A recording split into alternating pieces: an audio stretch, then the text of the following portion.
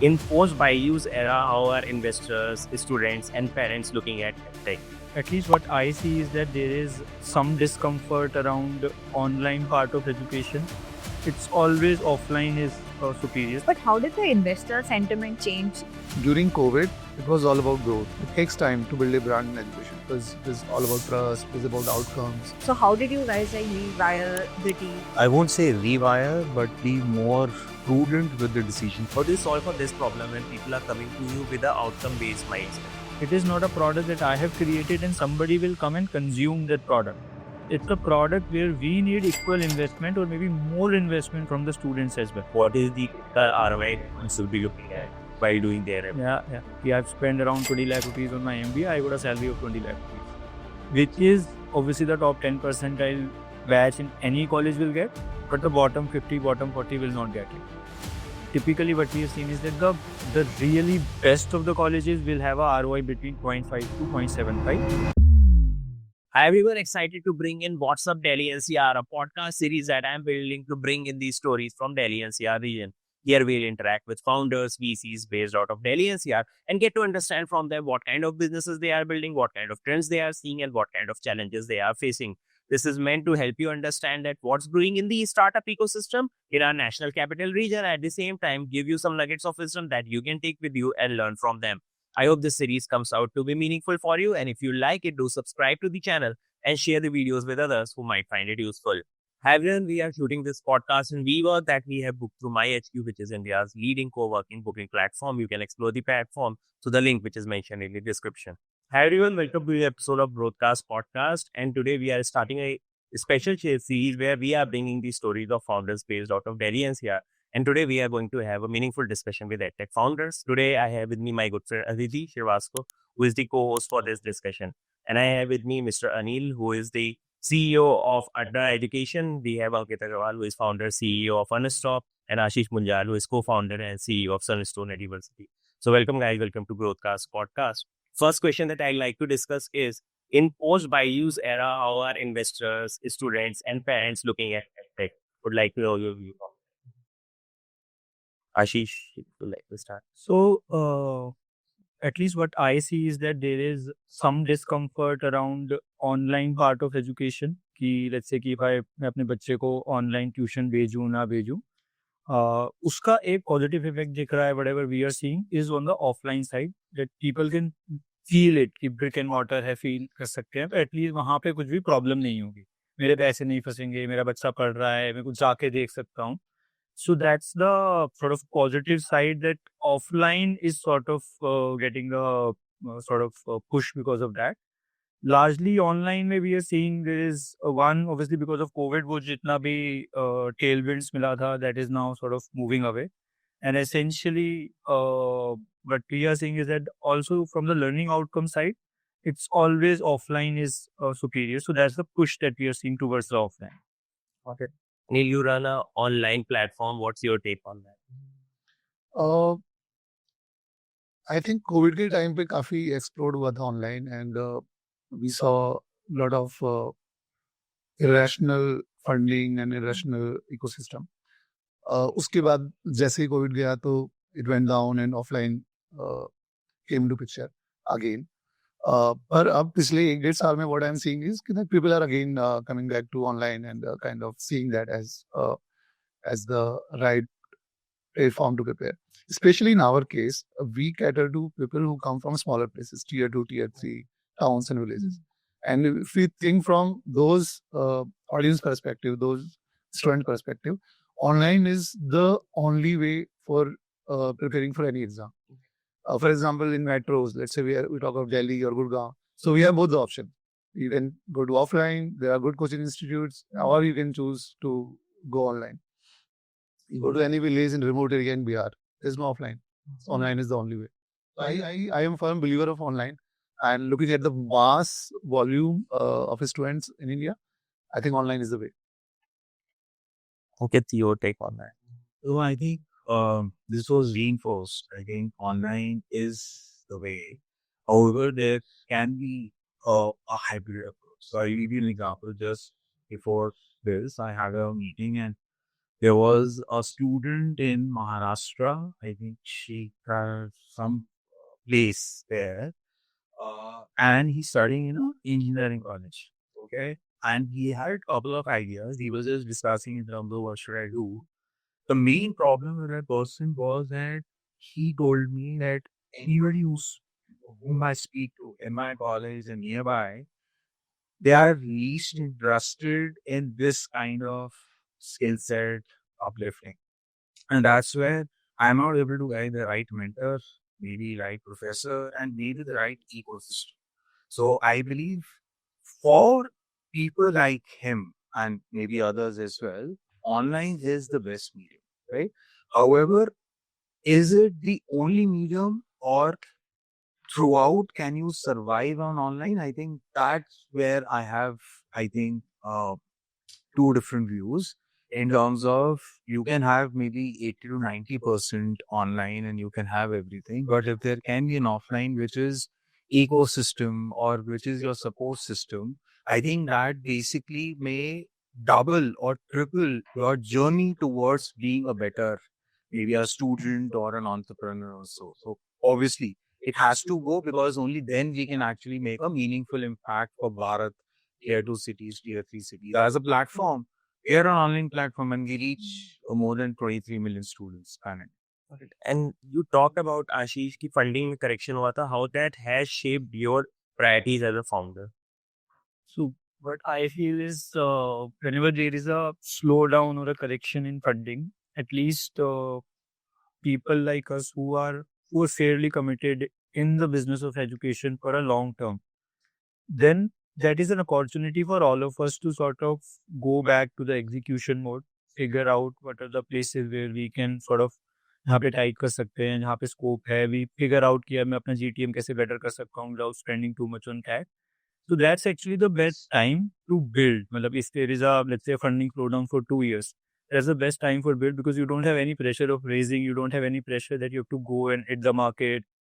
The fundraising in itself is a very time-consuming task. So I think that's a great situation for a business to sort of re-innovate, rediscover itself, and if all goes well, you can always sort of go and raise more funds if you're doing well as a business. Basically focusing on the fundamentals during this period. Absolutely. And when you don't have resources, then you end up focusing a lot more on sort of first principles and fundamentals. Right. But how did the investor sentiment change? Like talking to the same people in a boom era versus after Byju's, and did the line of questioning change? Did the sentiment around like the business or the sector change for India? What was the takeaway? And I would love to get your views. So during COVID, it was all about growth because suddenly people saw that we can study through online and everybody's sitting at home. So online is probably the best way to study.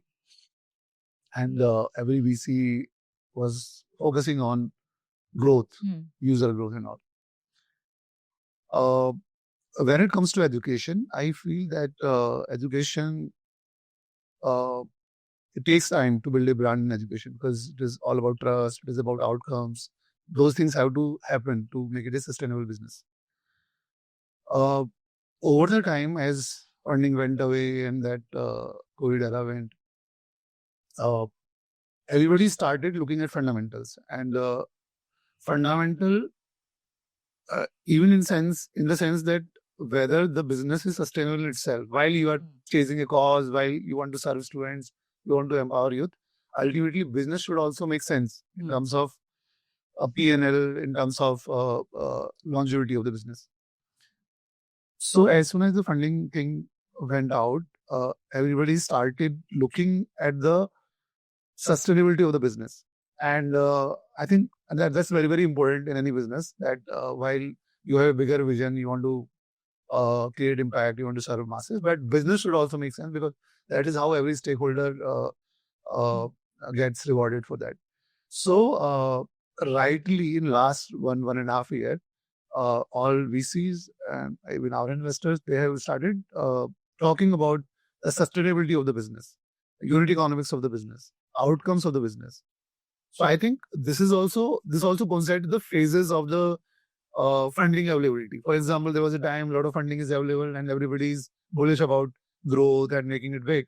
But then there is a cycle where less funding, and at the same time, it also coincides with the reality of the business, whether business also makes sense or not. So I think these are the cycles, and things are in the right direction as of now. Did any of you guys go aggressive during the COVID time and during the boom cycle in terms of growth investments? Did any of you do things which were new or first time for you during that time? I think the question should be otherwise कि कितने नहीं किया. I think all of us. But I would say is that, see, when there is a boom cycle, then the good or the bad part is that nobody is asking you question on your कि आपकी valuation ऐसी क्यों है. What is the fundamental reason that you should be valued at a price X or price Y? And that is a scary situation when you sort of take a long-term view. So when there is no fundamental of valuation, then you also don't realize the value of money. You think that I can go and raise at a 20, 30, $40 million whenever I want to, and my valuation should be X. There is no reason for fundamental now. So when that money is available to you easily, then you end up taking much bigger risk. Got it. Whether it's spending on branding, whether it's doing some new initiative, launching new brands, and all of those things. So I think all of us would have done that in 21, 22, and then the reality. So actually, that's the question I was more interested in. That, you know, when you are in a growth phase and suddenly you have to rewire your business, it's easier said than done. It's one line in a news article, but to completely rewire your organization, to say that, you know, the kind of people you hire, for example, change someone who has a growth mindset versus profitability mindset. It's a very different way of thinking about an org. So how did you guys like rewire the team, or like what does it actually take to actionably do this behind the scenes? I think I'll just talk about a couple of instances internally at Unstop, which basically led us to, I won't say rewire, but be more prudent with the decisions that we take. Right? So let's say if it is about product, right? When we are brainstorming in terms of, hey, these are the 10 features that we want to go live, right? Earlier, in all good scenarios, it would have been, chalo yaar, 10 ke 10 kar lete. Sab banaye. Right? And then we figure out which one is performing well, which is not performing well, right? Now, when we know that we have, let's say, 3 months, maybe 30-member team or a 300-member team, whatever that is, you first do a deep dive in terms of which of those features are really required. What we were not doing, and I'm just thinking from the product point of view, what happened 2.5 years back to what's happening now, there is a focus on doing first research with the users to understand which one is really a need, right? Is it, and internally, we categorize features, either it's a revenue making feature or a stickiness feature, because on our platform, we want to also drive community engagements, right? Is it increasing my traffic? Is it increasing people to spend more time on the website because you're a community brand, right? Or the third thing is it helping me acquire new users? Got it. Because we want to ensure that if it is product-led growth, then my CAC is at the lowest. So just to give an example, now in the last quarter, we have added 3 million new users on the platform, which is massive, right? And out of 3 million, 2.2 million are with zero CAC, which is organically driven. That can only happen when we have basically dived deep into, from the product lens point of view, as to what are those features. Earlier, we were not diving into those, right? So that's a good part anyways for a product or the product team as such, right? On the other hand, I think, as Ashish was saying on the marketing stuff, right? If we have more money, we have done our rebranding 2.5 years back, right? So we know in terms of where to push money. Do we really need to do this exercise at a brand scale, or just rebrand and let market sort of realize that, you know, rebranding kar diya, or should we go all out and tell the world that, hey, now dare to compete is Unstop, right? I think those are the calls that you take and you basically go gaga about it. And then earlier, I think from the investor's point of view as well, growth metrics, what do we look at just from that, whether you're increasing month-on-month basis, week-on-week basis also, and the trajectory needs to be this, right? Irrespective. Now it is also that, okay, the growth needs to happen, but that has to be a sustainable growth. Because then the question is, how much runway do you have? Are you making the right choices or so? So obviously, with that, I think the founders, at least at Unstop, we have become more prudent in taking those decisions. If you were to choose between A and B, whether we choose A or B, or should we do both? Got it. I think on this, the question you asked, it's really tough. Changing the DNA of the company, changing the track in which you are running, it's very difficult. One of the most difficult thing as an entrepreneur you have to do. But you have to do. Again, the thing is, you are a startup and you are supposed to be agile. So you have to manage it, right? It's not easy at all. You are going in certain direction, certain momentum. Everybody's aligned. Everybody's excited, motivated. All the things are there, and then you realize that probably due to market conditions, due to whatever reason, you have to slightly tweak. I will say the trick is this tweaking. Suddenly, if you want to change the track, suddenly it will not happen. Right. So my experience is that you have to create that playbook over the quarters and do it very thoughtfully. For example, you want to change your track from growth to sustainability or profitability. And how you bring that in your DNA, because it's not that you give certain instructions or you stop certain team or certain. It's not like that. It's like whole DNA, and it takes time. So I think it requires that there has to be a clear playbook. There has to be you have to give it certain time. You have to plan like that. It's not going to happen suddenly. Let's say today somebody tells me that okay, we are running dice, suddenly change it within this month. It will not happen. Right? 2-3 quarters, 4 quarters, it might happen. So you have to create that playbook, and everybody in the company should be aligned with that playbook. That should also describe what it means in terms of changing everybody's work at any level. For example, a lot of people in our company are working in content. So while at the top level, I want to change track and try to tilt towards profitability. So how their work is going to change now? What is their priority? And this again happens across the company. Takes time, very difficult, but entrepreneurs are meant to do things like that. Yeah. So I sort of completely agree, and I'll give you more sort of examples as well, because that's how like everybody learns as well. So 2022, we were sort of building for future. Like we will grow in 23, 24. So we have to have these teams. We have to have regional teams. We have to have business excellence team, and all of those teams they should be proper structures on these teams, as Anil was talking about. And then, and this is a true example. We gifted there are like a top 30 people member in the organization, which we call core team.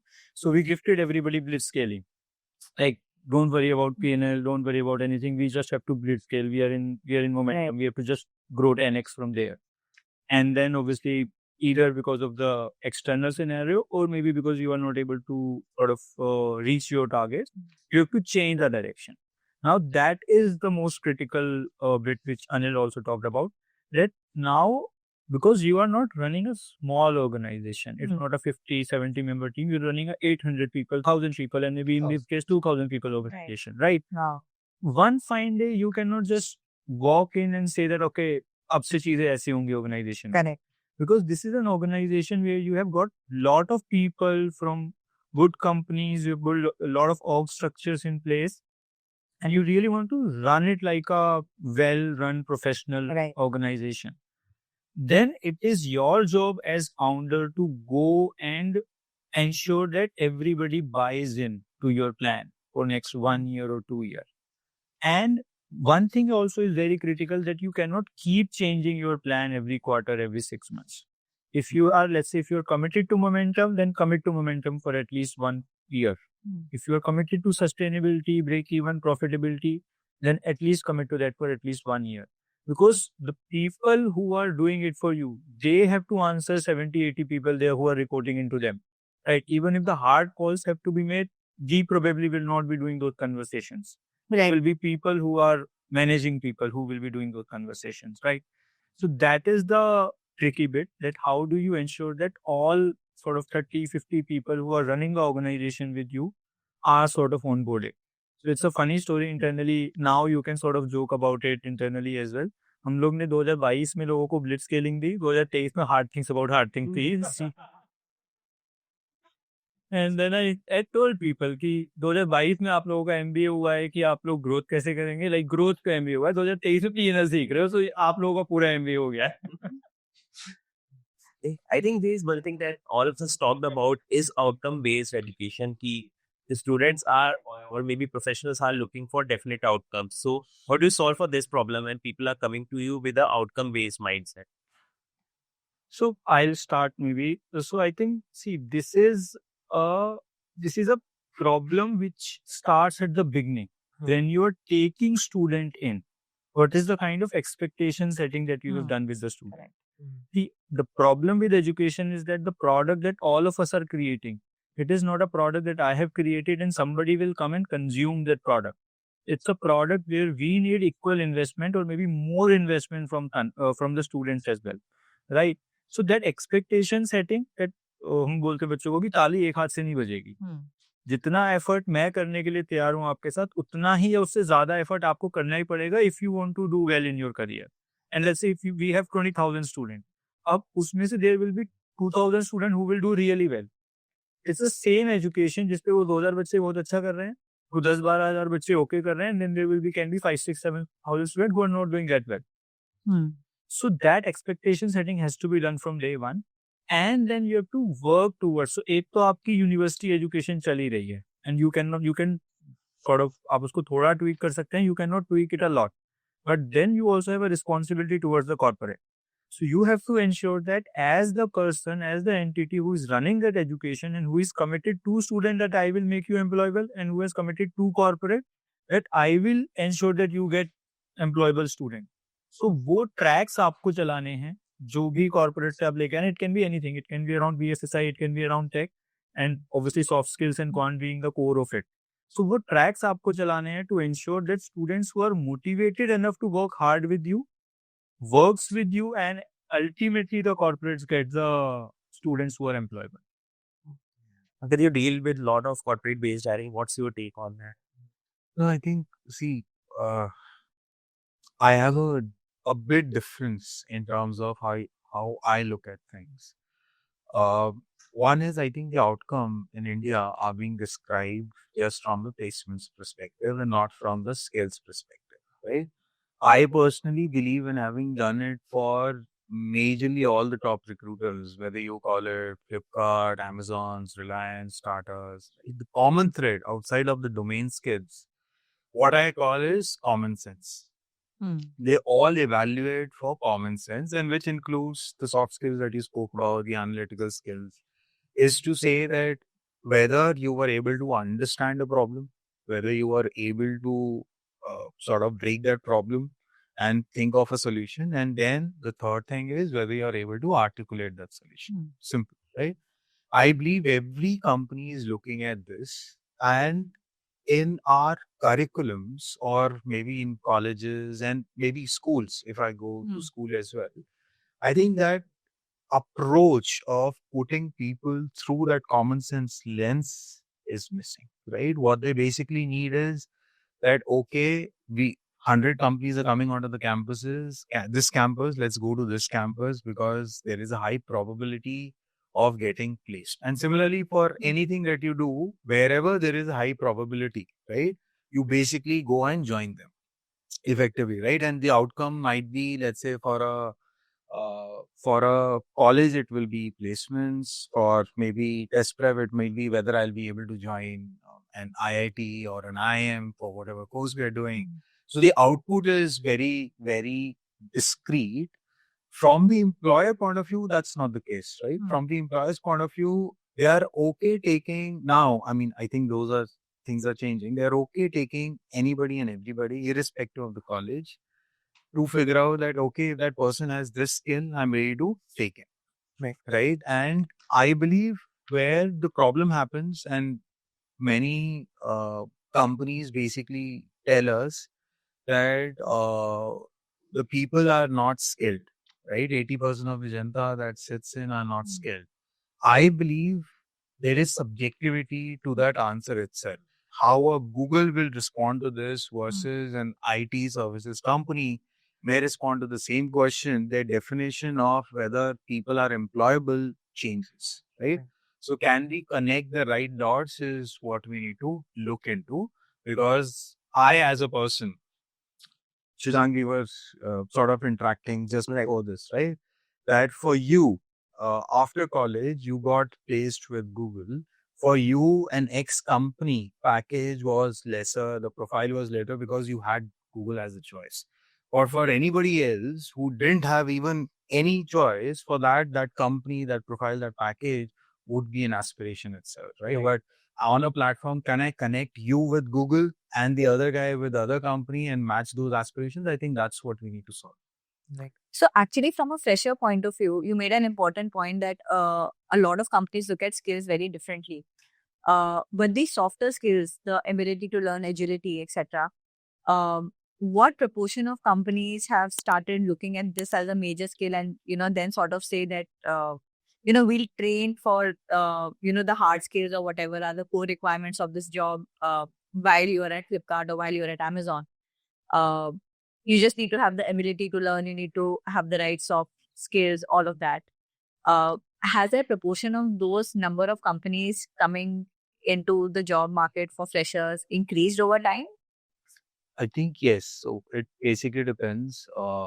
Any company who's giving a package of 6 LP and above, purely white collars, they have to be with XYZ, irrespective of the industry, Right. the job profile. Their main focus happens to be outside of the domain skills, the softer skills, more than the companies who are looking at from the same lens below that certain package. It can be 6, it can be 7, obviously, but there is some where they will give more emphasis to softer skills and then obviously domain skills. At a level lower, they may give emphasis to domain skills more than the soft skills. I was speaking to one of the founders, don't want to name it. They are very, very large, right?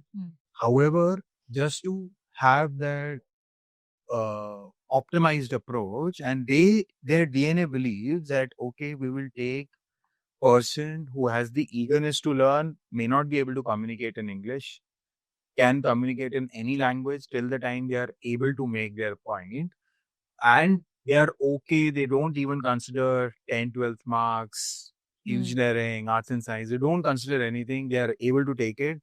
But obviously, they also give decent package, not really above average or the so, and they are okay because then both of them are happy.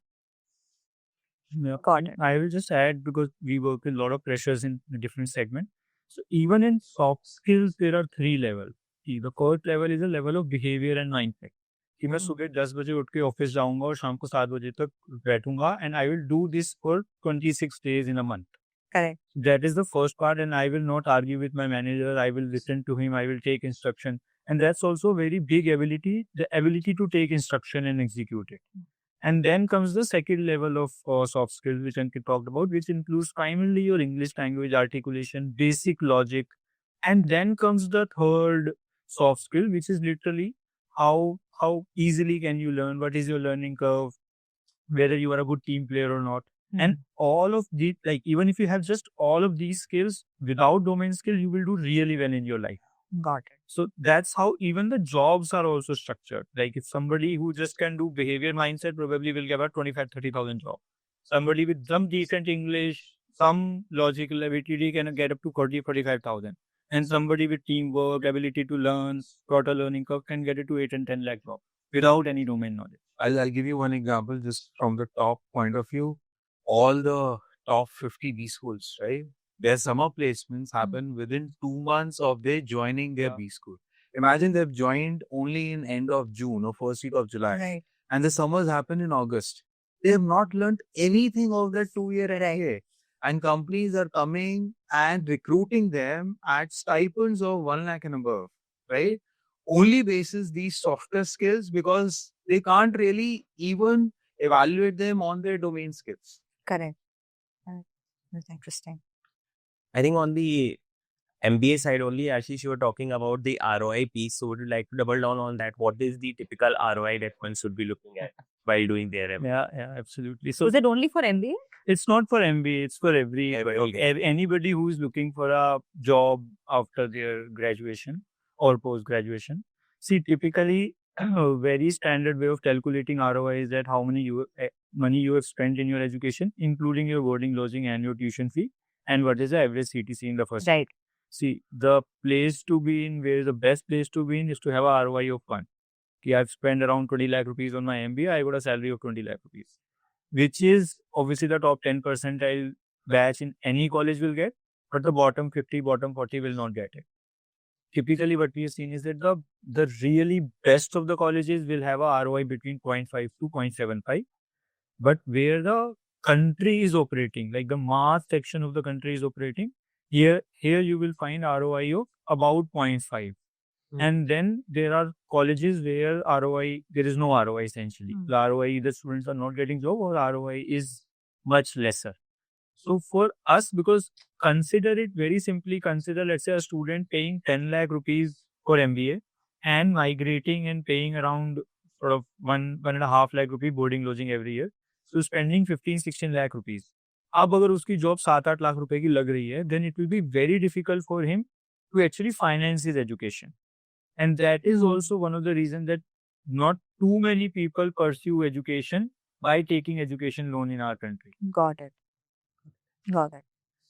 Anil, you have made a bunch of acquisitions at Adda. So with AI, how has your org changed? What have you implemented differently across multiple businesses? Would like to get examples as well. How has that changed for you? So we are B2C pure play online education company, and for us everything is online. Students come online, they consume the content, they prepare, they give the test, and then they give the exam. And so this is the journey generally. And in our case, AI is very, very important. It's playing a very big role for us. I'll say the biggest use case for us, which is student facing, is around doubt solving. So let's say 2 years back, the mechanism around doubt solving was we used to have physical teacher sitting in our office on a screen, and on the other side any students can come and can solve their can ask their doubts. And given our scale, we cater to so many exams, almost 400, 500 exams and multiple languages. It was actually a very difficult task to cater to all kind of needs, different exams within that, different subjects. So it was very tedious task for us. Also, availability of the doubt solving teacher throughout the day, or let's say during the night also, it was also very typical problem for us. Now, AI has solved this to large extent for us. So a lot of things now, we use AI, students can come and they can solve their things. And while there is a backup option that if you are not satisfied, you can contact a human teacher who can solve your doubts. But it has 80 to 90% problems are solved at that level only, right? So this is the biggest user-facing thing for us. Other user-facing thing is because everything is happening in online world, and typical, let's say, offline test prep is same for everyone, right? Students come in a class, teacher is teaching, and every student is getting or learning the same thing. In online world, this changes if you have implemented AI and the right technology. So you can basically accumulate a lot of data about a user, what he's trying to do, what are the weak areas, what are the strengths, and how we can help him, or what are the areas he should focus on. So personalized learning or personalized learning path can be created for any user. So this is another use case from a student point of view. Internally, there are a lot of things. For example, we are using AI in our support systems on support side. When somebody is contacted, somebody is studying on our platform, they have they want to know certain things, counseling. So those kind of things are there. But student facing in education, one of the biggest problem has been around doubts. That a lot of content is there on web, Google पे काफी कुछ है, YouTube पे भी है काफी कुछ. But if I get stuck, how to solve that? So those kind of things I think are adding a lot of value to our students. Got it. What about you? So, essentially for us, there are 2-3 major areas where we are working with AI.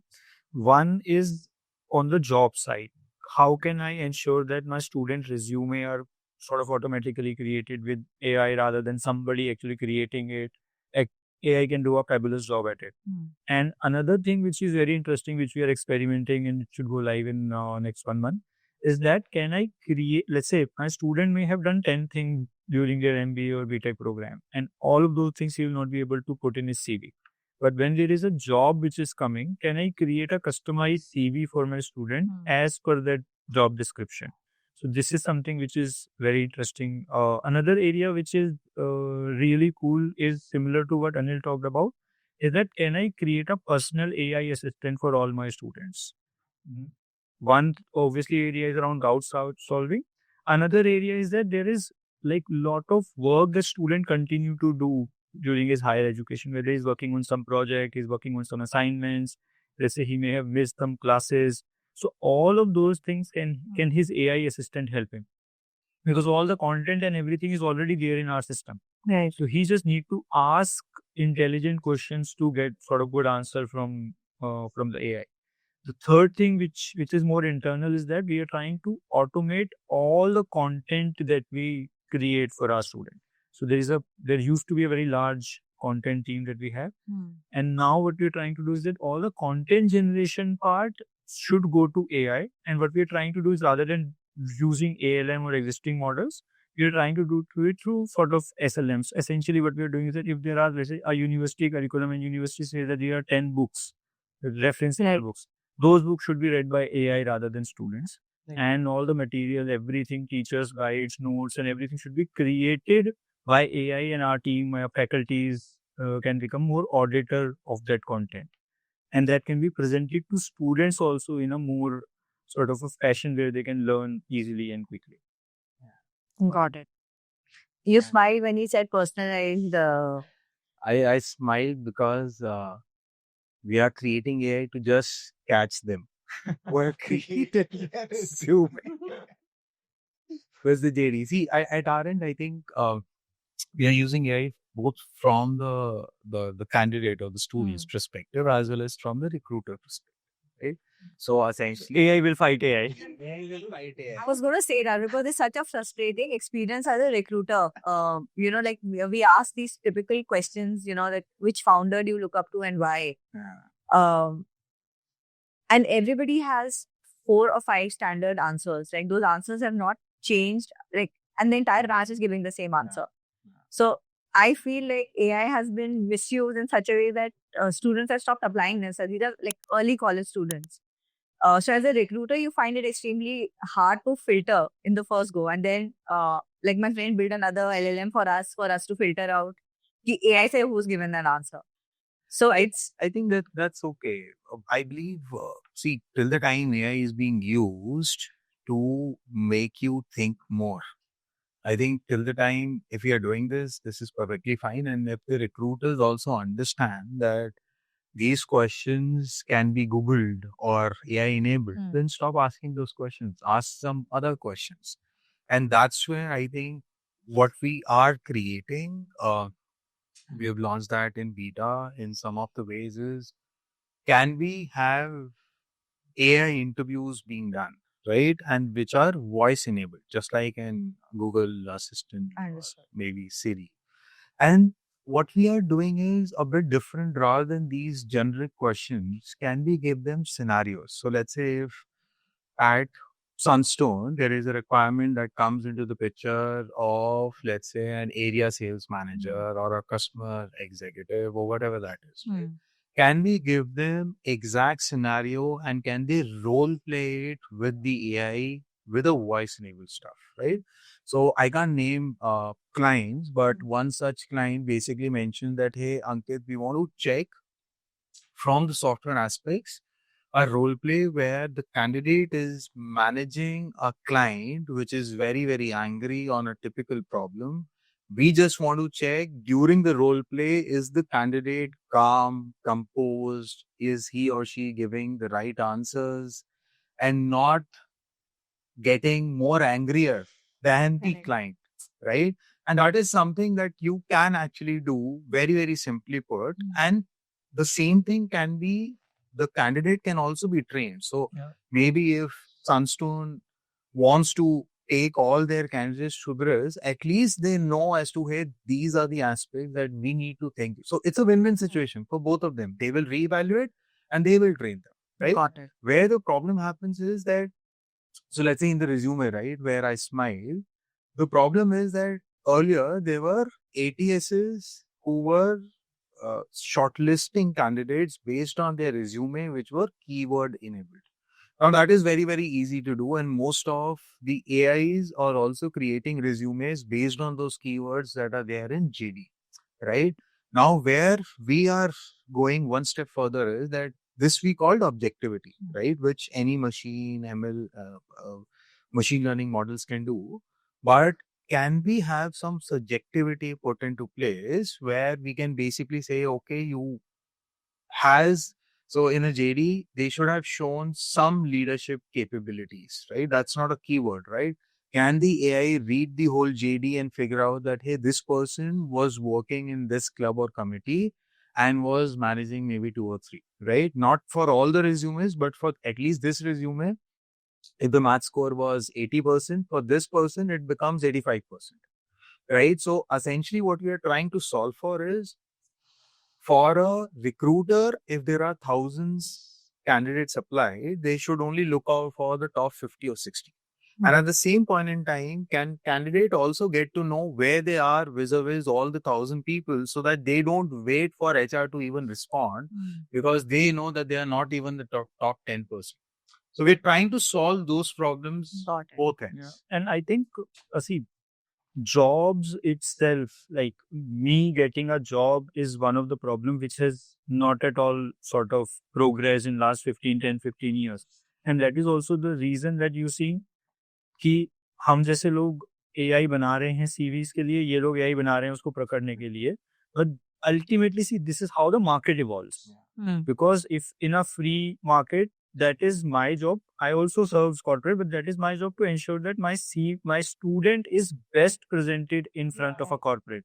It is corporate job to ensure that they evaluate the student well. So rather than AI fighting AI, I think, which is probably what Ankit talked about, the corporates needs to figure out that now AI is table stakes. To expect something that student would not have done this, then it's a below hygiene kind of a thing. Correct. You should expect कि CV clean होना चाहिए, CV relevant होना चाहिए. Now that is table stakes. पहले आप उसके basis पे shortlist करते थे. Now you have to figure out as corporate that how should I work towards ensuring that all the CVs are good. How do I find the relevant CVs basis, let's say, any event that you have done, leadership quality that he talked about. But that's how the whole job market matching, job matching, everything should evolve towards. And you know what? I mean, I think, maybe the recruiter may have a view just from the soft skills point of view that, hey, they don't have even that much sense that they can create their resume using an AI. So it becomes that hygiene factor. यार इसने ये भी नहीं किया.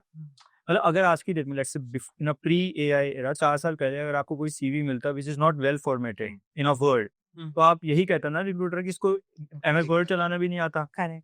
सो in today's world if CV is not well written then you say इसको AI चलाना भी नहीं आता है. Correct. That is what I am saying, it has become table stakes now.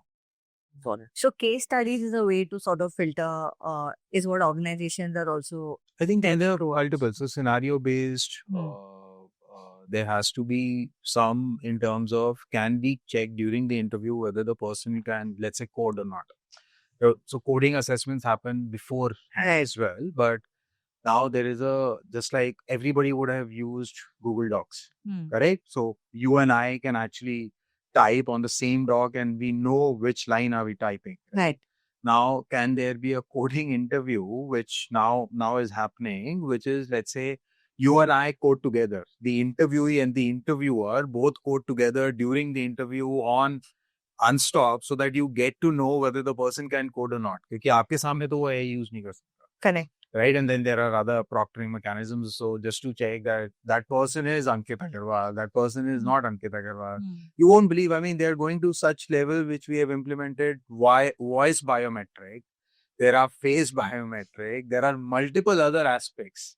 You won't believe what the industry is now getting into. And we have built one of the best proctoring mechanisms, but none in the whole industry across the globe is 100% foolproof. God. I think one common thread is that you three operate in an industry which is very trust driven.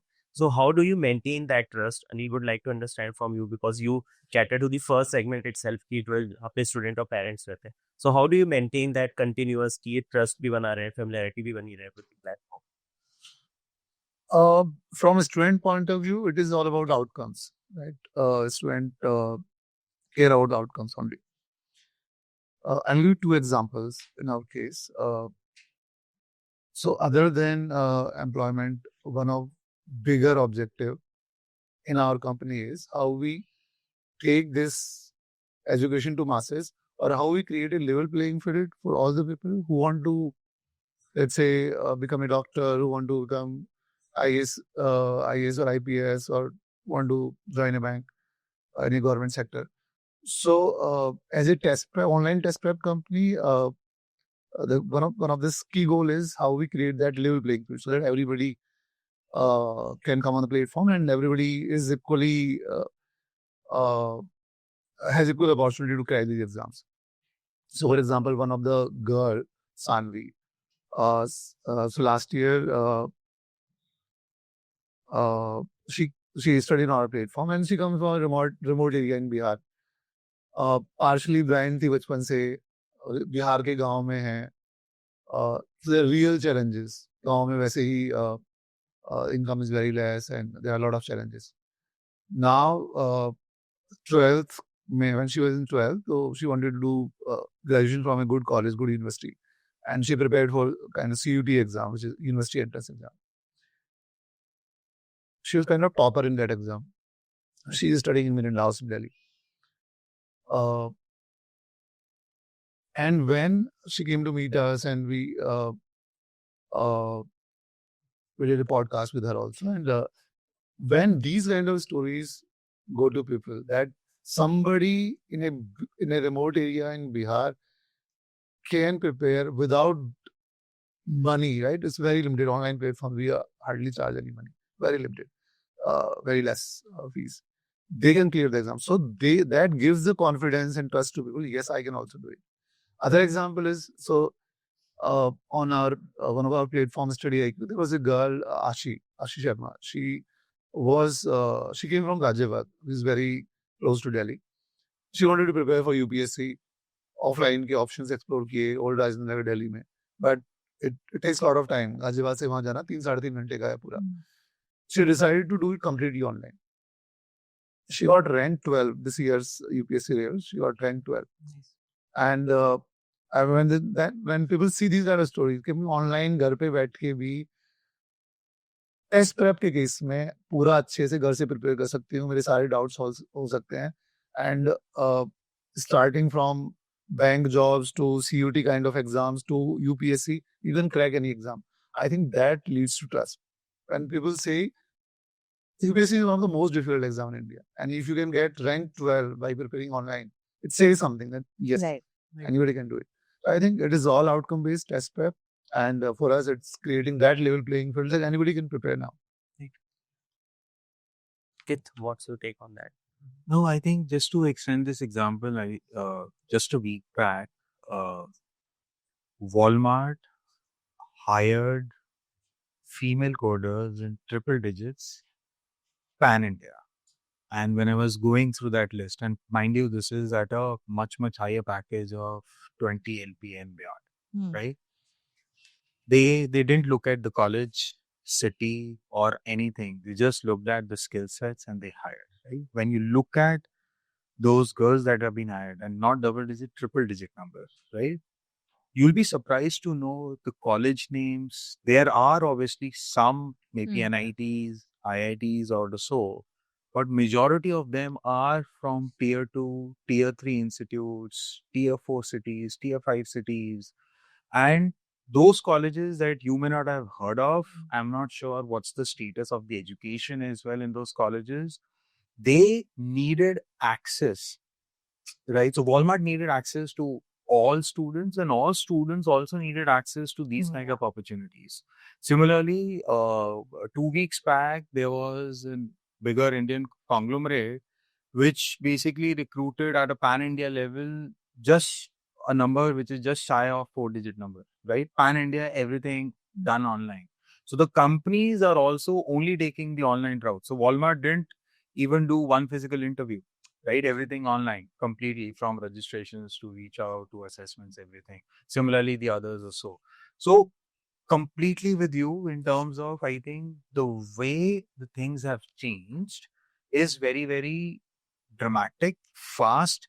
However, at the same point in time, we just need to ensure that as an industry, we are also moving into that direction. Right. Earlier, we were not, but thankfully, in last 2 to 3 years, both from the students' point of view, the employers' point of view, and the colleges, all the three bigger stakeholders, have given more importance to online mechanisms for access, for upskilling, and for recruitment and employment opportunities. Yeah. नहीं, so I think वो जो आपने question पूछा ना कि education is a business of trust, so that is something that we, हम लोग जिस सेगमेंट में बैठते हैं शायद हम लोग उतना ज़्यादा रियलाइज नहीं करते हैं that how critical and important education is for the students, and that's because हमारे लिए it's a name of a college कि अगर एक्स में नहीं होगा तो वाई में जाएंगे, we will think of like you talking we will think of ROI and everything. But if you really think about the masses of the country, they put education really on a very, very high pedestal. मतलब we were shocked in the initial years when we started जब बच्चे आके पैर छूते थे. But that is something which is very natural for them to come and touch your feet because they treat you कि यार तुम ही मेरा भविष्य बनाओगे. And you have to live by those expectations. And there is no easy way. And at least in education, it takes very long period of time. You have to be there, consistently perform, and that's when you sort of build that brand, build that trust in a student fraternity. और ये जैसे हम लोग बहुत देखते हैं कि let's say कि अगर हमारे पास लेट्स से आंध्रा के किसी गांव से बच्चा आया है and he do well, then suddenly वो 40 बच्चे आ जाएंगे आंध्रा के उसी गांव से, they are happy to relocate to Noida, they are happy to relocate to Jaipur और any other part. But if they know कि यार there is a case study, there is a person, ये यहाँ गया था, इसका यहाँ हो गया. सो वो बिल्ड करने में it's not Ola, it's not Uber, it's not a food delivery app कि आपने खाना खाया ठीक लगा और everything is fine. It takes years, at least 3, 4, 5 years to build some early sort of proof points and early trust. Right. I think this brings me to the last question of the podcast. What is one trend that you are excited about going forward? Maybe from you three. Yep. Personally, for us, what we are seeing is that there is a huge opportunity which is now getting unlocked primarily because there is a lot of access to information that students have. So even in the smaller towns, villages, people wants to punch above their weight. And one of the most critical points that will always remain in our country is the affordability of these programs. So you can build a great BTech program, great engineering program at a 20 lakh rupees price point. Can you replicate the same quality or at least 90-95% of that quality at a price point of let's say 6 lakh, 7 lakh rupees? If you can give that kind of quality at 6 lakh rupees, where student can really prepare for let's say Meta, Google, Amazon and can crack into those companies, which let's say Ankit talked about, कि वो उस शहर में, उस गांव में, उस college में पढ़ रहा था, nobody knew about that. Suddenly that online sort of Walmart thing happened and maybe उस कॉलेज के 500 में से 2 बच्चे were able to crack into that company. But can that quality be given to all 500 students so that the overall level of education comes up, और that 500 में से 100-200 बच्चे ऐसी अपॉर्चुनिटी क्रैक कर पाए? So can you really put a student which is maybe sitting in a village in Aligarh or a Coimbatore in a global sort of a map? because the basic intellect is there. You have to really work hard, and it's true for students as well. You have to really work hard, but then I think there is no reason why students from the smaller towns, smaller villages cannot aspire for like the best of the companies. Correct. I think, I mean, for me, two things. One, Ashish has already spoken, building for Bharat. I mean, how can we have something which is for all? And in true sense, that leads to the second point as well, democratized maybe content curation, opportunity, accessibility, both from the employer side as well as from the student side. Why should they only rely on certain set of companies that their college is in touch with, right? Why can't they have access to all companies in India and abroad? And they should be able to go and apply in a Tesla or an Apple if they're actually hiring for their India team. Why can't that happen? Right. And I think I'm more excited about opening the minds of the industry as well, and creating that demand, and then the supply will also think through that, okay, now we have opportunity across the. So this, I think, what I will just add to Ankit what says, it's actually very, very powerful. Yeah. Like if you look at campus placements till date, we always used to think campus placement within the physical boundary of a college. Now that physical boundary just doesn't mean anything in the world of internet. Yeah. So that physical boundary, if it can be disrupted, really a lot of opportunities can be created across India. And I'll just give you one typical example of this. See, at IIMs, IIM, ABC, ISB, they don't have dearth of jobs, right? वहाँ पे तो 100 से ज़्यादा companies आते हैं, they apply. But the unfortunate stuff is that it's still a jam atadi there, right? In terms of they may apply to 25 companies, whoever gives them the offer first, they have to basically now not to be interviewed with the other companies, right? Now, all of them are part of Unstop. And I was surprised, why are they hopping onto Unstop? Because all the companies are actually there. And I was surprised that they are hopping onto just to align their interests and hobbies, that Ankit, at your platform, we are able to align which industry, which job profile, which company we definitely don't want to sit. Because they are basically experiencing those elements, right? So at least if 100 companies are coming, we know for a fact that these 60 companies we are not applying to, let's apply to these 40. That's another aspect which is changing and which is very, very good. I think similar to what Ankit and Ashish said, the biggest trend which I'm seeing and which I'm excited about is that our youth is now dreaming big, dreaming really big. This is also reflected in test prep. So, for example, in NEET, which is for medical, becoming a doctor and, for medical colleges. So, let's say 2 years back or 3 years back, number of aspirants will be around 14 to 15 lakh, which is now 24, 25 lakh. Similarly, in IIT JEE, take any exam which is aspirational. I think people have now big aspirations, and we as a leaders have the responsibility to channelize that energy. If you, for example, in IIT, only certain number of students can enter, or let's say in medical colleges, certain number of students can enter. So it is our responsibility how we put that energy in right directions, how we create alternatives, how we create those paths for them, whether it is skilling, whether it is alternative opportunities for them. And some bit of the thing goes on government side also. For example, creating more opportunities for them. Let's say we have X medical colleges, can we have little more, or can we have slightly different kind of courses, more value-added courses? So yes, I feel that with internet, with YouTube, people are aware now a lot, and all these success stories are now for everyone to see. So people are dreaming big, and for our country, I think this is going to be the biggest strength in coming years. Okay. I think with that, I'd like to end the podcast. Thank you three for taking out time. It was great interacting with you. Thank you. Thank you. Thank you.